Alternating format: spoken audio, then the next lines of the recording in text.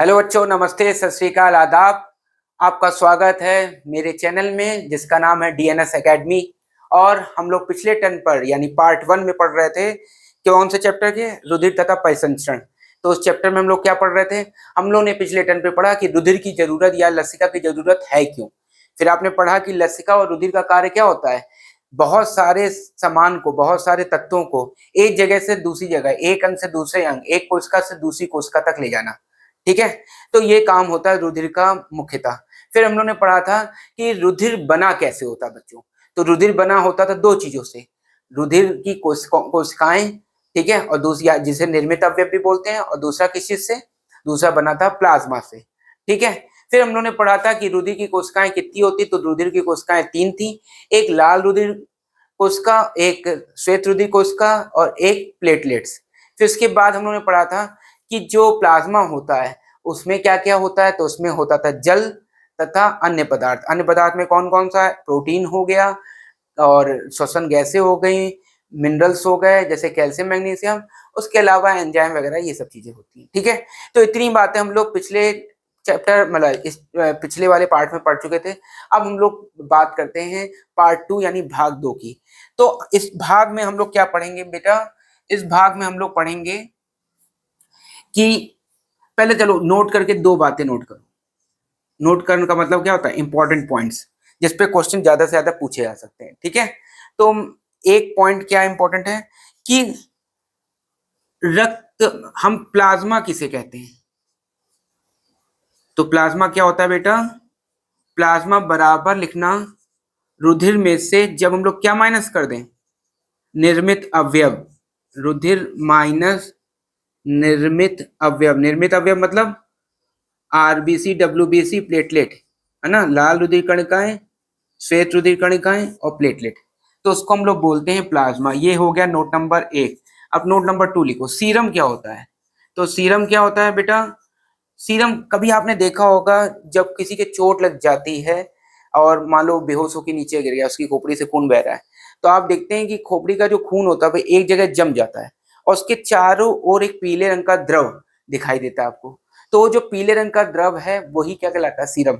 या क्या करें आप, किसी का अगर रक्त आप परख नली में लेते हैं, टेस्ट ट्यूब में लेते हैं, तो आप थोड़ी देर बाद देखेंगे कि जो लाल रंग का थक्का है वो नीचे परख नली में बैठ जाएगा और पीले रंग का द्रव ऊपर आ जाएगा। तो जो पीले रंग का द्रव है वही क्या होता है? सीरम। तो सीरम यानी थक्का बनने के बाद स्कंदन प्रोटीन को अगर प्लाज्मा से हटा दें, हम किस चीज को हटा दें बेटा? प्लाज्मा से। प्लाज्मा आप समझ गए क्या था? तो प्लाज्मा से अगर आप स्कंदन प्रोटीन और हटा दें, स्कंदन प्रोटीन मतलब जो ब्लड को जमने में सहायता करते हैं, तो स्कंदन प्रोटीन को अगर हम हटा दे रहे हैं तो उसको हम लोग क्या बोलते हैं? सीरम। तो सीरम का मतलब क्या हो गया? प्लाज्मा में से स्कंदन प्रोटीन को हटाना। या फिर अगर थोड़ा सा घुमा के नीट वाले पूछ लें, क्योंकि भाई अभी आपने देखा कि 2025 में जो पेपर हुआ वो टिपिकल था, है टोटल एनसीईआरटी से। अब एक बात ध्यान रखिएगा कि एनसीईआरटी के अलावा आपको एक शब्द भी एक्स्ट्रा नहीं पढ़ना है। ठीक है, अगर आपको नीट में सिलेक्शन लेना है तो। ठीक है, तो आप समझिए कि एनसीईआरटी को ही पूछा गया था 2025 में, लेकिन घुमा घुमा के लेंदी वेज में लंबा लंबा क्वेश्चन बना के पूछा गया था। तो आपको उन्हीं की आदत डालनी है। आपको एनसीईआरटी को इतना अच्छे से पढ़ लेना है कि आपको वो शब्द दिखाई दे। ठीक है बच्चों, और कितना भी टिपिकल क्वेश्चन पूछ लेगा हम उसके लिए तैयार हैं और हम आपकी पूरी तैयारी करवा रहे हैं। ठीक है, तो अब हम सीरम को दूसरा क्या वर्ड लिख सकते हैं? तो सीरम को लिख सकते हैं हम लोग रुधिर में से क्या क्या घटा दें? माइनस निर्मित अवयव, अवयव और क्या चीज? प्लस स्कंदन प्रोटीन। तो स्कंदन प्रोटीन और निर्मित अवयव दोनों को अगर हम हटा देते हैं तो वो क्या बन जाता है बच्चों? सीरम। ठीक, तो इतनी बात समझ में आ रही है आपको? देखिए, रुधिर में से निर्मित अवयव हटाया तो क्या बन गया? प्लाज्मा। और प्लाज्मा में से स्कंदन प्रोटीन भी हटा दिया तो क्या बन गया? सीरम। तो सीरम को हम लोग ऐसे भी लिख सकते हैं घुमा के थोड़ा सा। तो आपको जितना भी टिपिकल चीज बन सकती है किसी भी शब्द पे, तो वो मैं सब आपको अपने इस चैनल में बताता रहूंगा। बस आप बहुत ध्यान से हर एक पार्ट को अच्छे से सुनिएगा और फिर उसके बाद मैं आपको जो बहुविकल्पीय क्वेश्चन हैं पिछले साल के पूछे गए वो सब भी सॉल्व कराऊंगा। और अगर आपको कोई डाउट हो, कोई डाउट क्वेश्चन है, तो आप मुझे कमेंट बॉक्स में कमेंट करके पूछ सकते हैं। अगर ज्यादा डाउट आ जाएंगे तो मैं उनकी एक डाउट क्लास भी अरेंज कर दूंगा, आपको टाइम पहले से बता दूंगा और आप ऑनलाइन उसको ज्वाइन कर लेना। ठीक है बच्चों, तो इतना नोट कर लिया आपने, वेरी गुड। अब आगे चलते हैं हम लोग। सबसे पहले हम लोग प्लाज्मा के बारे में पढ़ चुके थे, अब हमको निर्मित अवयव के बारे में पढ़ना। और निर्मित अवयव में सबसे पहले क्या पढ़ेंगे? लाल रुधिर कणिकाएं। ठीक है, तो हेडिंग डालेंगे आप निर्मित अवयव। और निर्मित अवयव कितने प्रकार के होते हैं? 3 प्रकार के। तो हेडिंग डालिए आप निर्मित अवयव। निर्मित अवयव, और निर्मित अवयव कितने तरह के होते हैं? 3 प्रकार के हैं। 3 प्रकार के हैं। उनमें सबसे पहला प्रकार कौन सा हमको पढ़ना है? लाल रुधिर कणिकाएं, जिनको हम लोग आरबीसी भी बोलते हैं। क्या बोलते हैं? आरबीसी यानी रेड ब्लड सेल्स। ठीक है, लाल रुधिर कणिकाएं जिनको हम आरबीसी भी बोलते हैं, और जिनका एक और नाम होता है, क्या बोलते हैं इसको? इरिथ्रोसाइट्स। क्या बोलते हैं बेटा? इरिथ्रोसाइट्स। क्योंकि इरिथ्रो का मतलब क्या होता है? इरिथ्रो मतलब लाल, साइट्स का मतलब कोशिका। इसका मतलब लाल और इसका मतलब होता है कोशिका। हमेशा, मैंने आपको पहले भी शायद बताया है कि जब भी आप जंतु विज्ञान को पढ़ेंगे तो आपको ध्यान किस पे रखना है? एक डायग्राम पर यानी चित्र पर, और दूसरा किस पे? नाम पर, कि किसी नाम का क्या मीनिंग होता है। जैसे मेरा नाम नीतीश है, तो अगर आपका नाम नीतीश होगा तो भी वही मीनिंग होगी, अर्थ होगा। और मेरा नाम नीतीश है तो मेरे नाम की मीनिंग यानी अर्थ भी सेम होगा, चेंज नहीं हो जाएगा। ठीक है बेटा, तो लाल रुधिर कणिकाएं बेटा, सबसे पहले तो ये कितनी होती हैं? तो इनकी संख्या कितनी होती है? इनकी संख्या होती है, बताइए आप, आपको बताना ये बात। संख्या कितनी होती है? 5 से लेके 5.5 मिलियन। ठीक है, मिलियन पर सेंटीमीटर क्यूब। ठीक है, ये तो होगी इनकी संख्या। इनका आकार कैसा होता है? तो इनका आकार होता है बाइकॉनकेव। बाइकॉनकेव को मतलब क्या होता है? अवतल या उत्तल? बोलो भाई। तो ये होती हैं उभया अवतल। ठीक है, उभय अवतल। फिर उसके बाद इनमें क्या नहीं होता है? तो इनमें केंद्रक, माइटोकॉन्ड्रिया,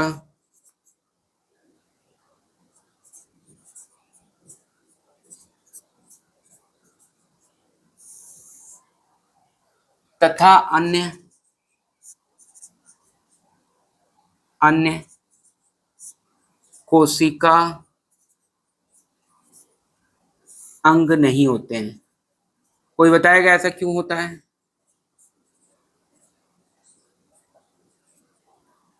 उसका रीजन होता है बेटा, देखो, जो लाल रुधिर कणिकाएं होती हैं, है ना, उसके अंदर केंद्रक, माइटोकॉन्ड्रिया, अन्य कोशिका नहीं रहेंगी। तो इससे फायदा क्या मिलता है? लाल रुधिर कणिकाओं में होता है हीमोग्लोबिन। क्या होता है? हीमोग्लोबिन, एक प्रकार का प्रोटीन।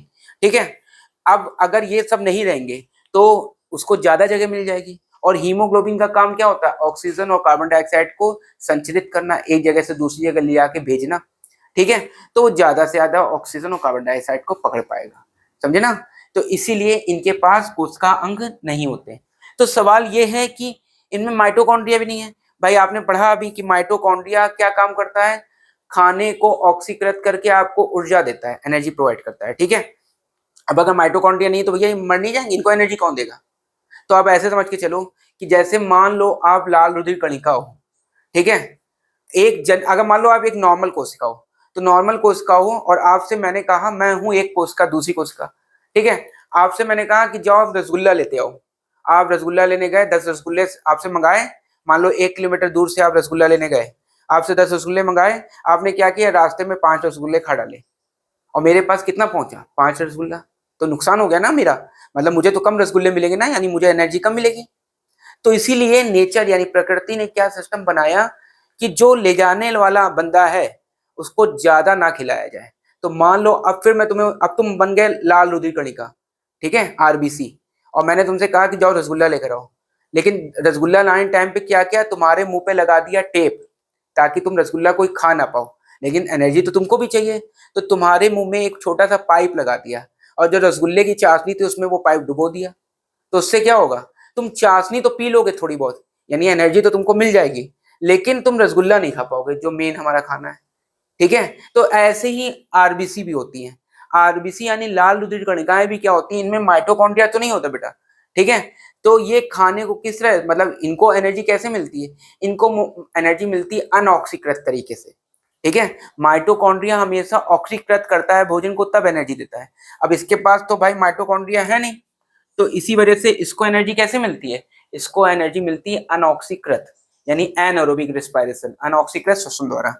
तो यही बात लिख रहा हूं मैं, आरबीसी में अनऑक्सीकृत अनऑक्सीकृत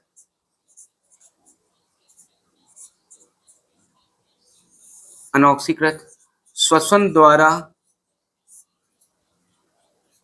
ऊर्जा मिलती है।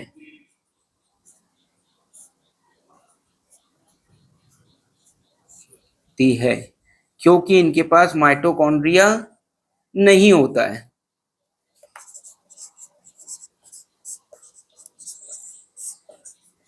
ठीक है बेटा, माइटोकॉन्ड्रिया नहीं होता है। और दूसरी बात क्या हो गई, जो अभी आपको बताई थी, अन्य कोशिकांग नहीं होते हैं, तो इसमें ज्यादा क्या हो जाएगा, हीमोग्लोबिन, और वो हमारे श्वसन के लिए जरूरी है, ठीक है। तो ज्यादा हीमोग्लोबिन के कारण ज्यादा हीमोग्लोबिन के कारण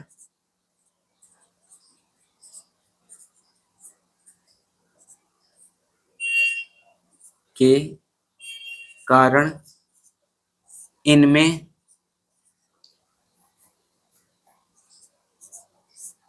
कोशिका अंग नहीं होते, अंग नहीं होते, ठीक है, जिससे श्वसन में फायदा पहुंचता है, श्वसन क्रिया में फायदा मिलता है। बात समझ में आ रही है आपको, फायदा मिलता है, ठीक बेटा। इतना नोट कर लो, फिर हम आगे लिखते हैं। नोट कर लिया आपने, चलिए आगे लिखते हैं इसके बारे में।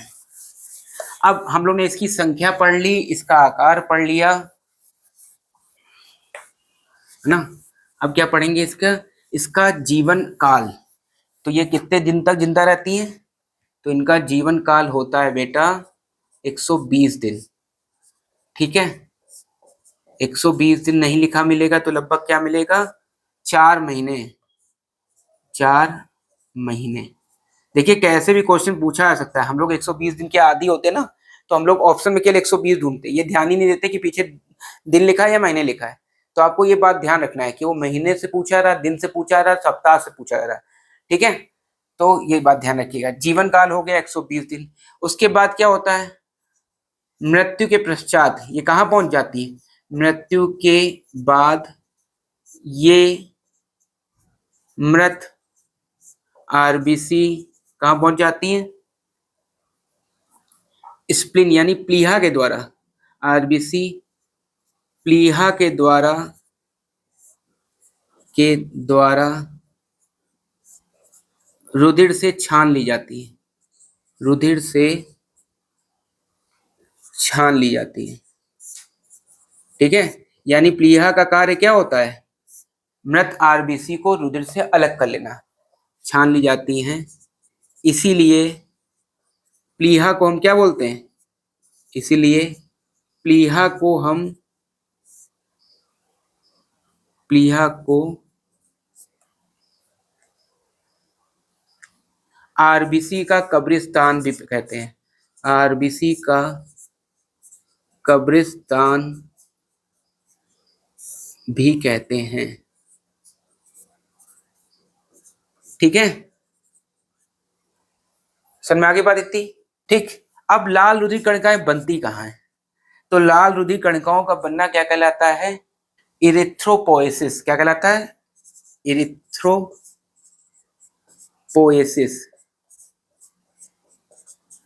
तो क्या होता है इरिथ्रोपोएसिस?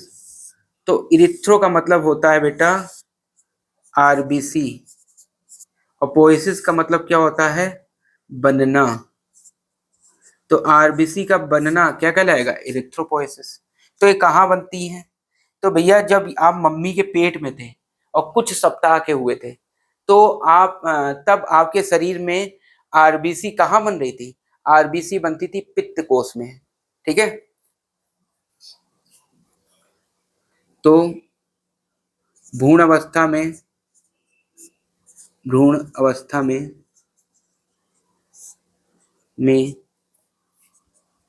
कहाँ बनती है? पित्त कोश में। पित्त कोश से बनती है।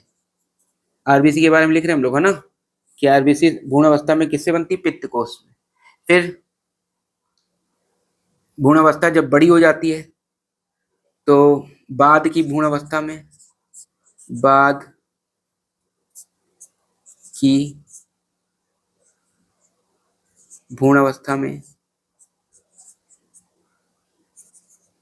कौन बनाता है उसको? यकृत तथा प्लीहा बनाते हैं, तथा प्लीहा से बनती है। ठीक है, और जब बच्चा पैदा होकर बाहर आ जाता है, और भ्रूण अवस्था में भी, लेकिन पैदा होने के बाद हम देख लेते हैं। पैदा होने के बाद इसको कौन बनाता है?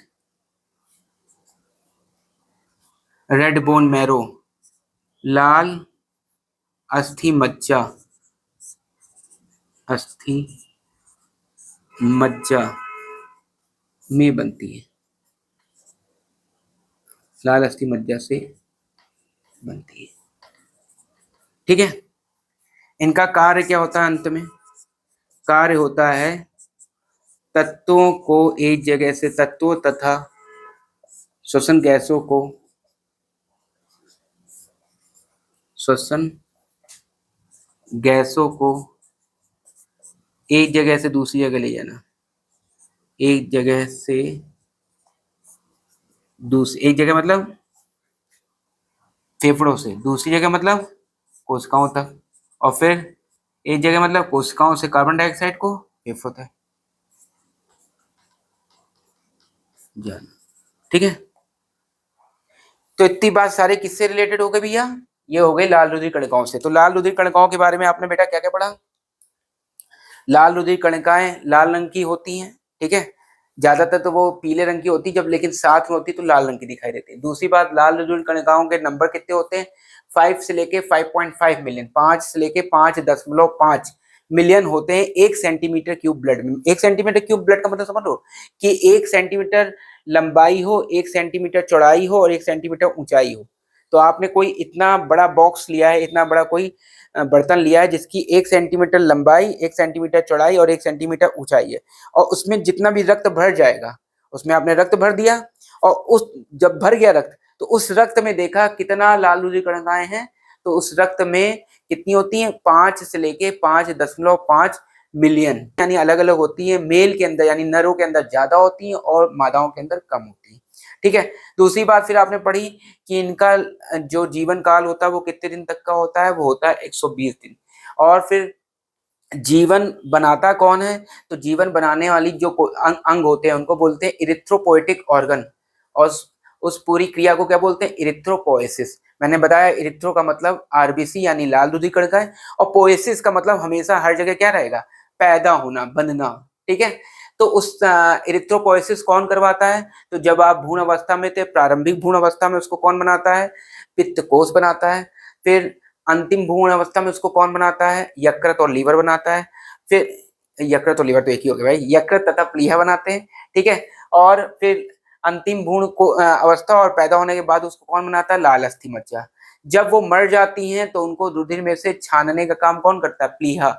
इसलिए प्लीहा को क्या बोलते हैं? लाल रुधिर कणिकाओं का कब्रिस्तान। क्या कहते हैं? लाल रुधिर कणिकाओं। ये सारे के सारे क्वेश्चन बेटा नीट में, एनसीईआरटी में या नीट में कहीं ना कहीं पूछे जा चुके हैं, ठीक है। तो आप बिल्कुल अच्छे से सुनिएगा और अच्छे से समझिएगा। इनका मुख्य कार्य क्या होता है? श्वसन गैसों को एक जगह से दूसरी जगह ले जाना। तो ये हो गया लाल रुधिर कणिकाओं के बारे में सारी डिटेल, ठीक है।